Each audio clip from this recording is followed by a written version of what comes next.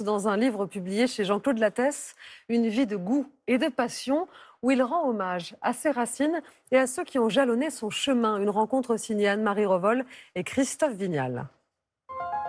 Chef multi-étoilé, entrepreneur assumé, Alain Ducasse est un homme de pouvoir qui rassasie les plus grands de ce monde. À l'occasion de la sortie de ses mémoires, ce Landais d'origine, fils et petit-fils d'agriculteurs, lève un pan sur son intimité. Vous écrivez que c'est dans la ferme de vos grands-parents en Chalosse que sont nés vos goûts.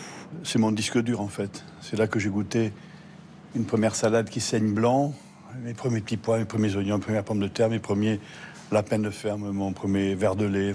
À 12 ans, alors que vous n'avez jamais mis les pieds dans un restaurant, vous décrétez « je serai cuisinier ». Au grand désespoir de ma mère et de ma famille, puisque le fils aîné dans ces régions de Chalosse, il prend généralement la suite de la ferme. Par esprit de contrariété, déjà, je décide que je vais y arriver.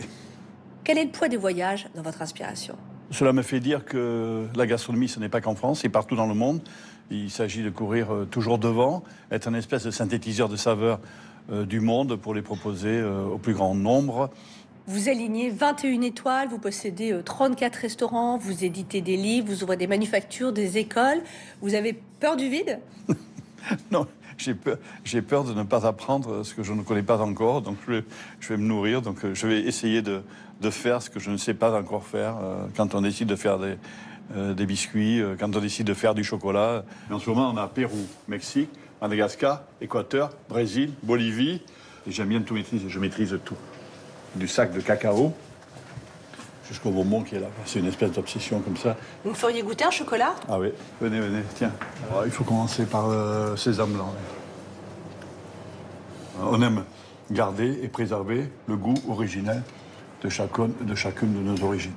En 1984, vous êtes le seul survivant d'un crash en avion. Il y a un avant et un après?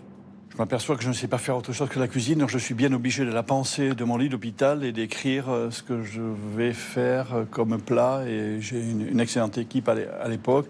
Et puis je m'aperçois que finalement, aujourd'hui, les chefs qui dirigent mes restaurants, ils sont plus pointus que moi dans le goût juste, puisqu'ils s'entraînent tous les jours, midi et soir.